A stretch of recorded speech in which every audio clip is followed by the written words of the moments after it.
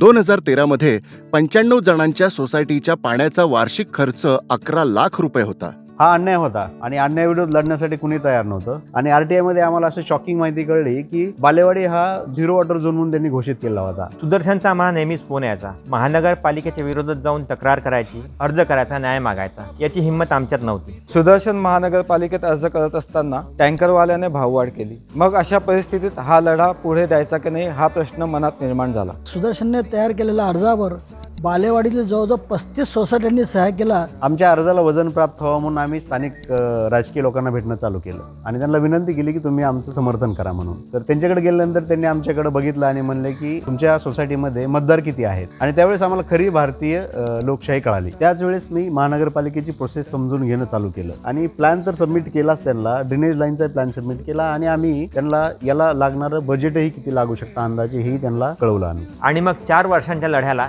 यश आलं. 2017 मध्ये बालेवाडीमध्ये पाणी आलं आणि बालेवाडी टँकरमुक्त झाली. आणि या सगळ्यांचं क्रेडिट आम्ही सोसायटीचे मेंबर सुदर्शन जगदाळे यांना देतो.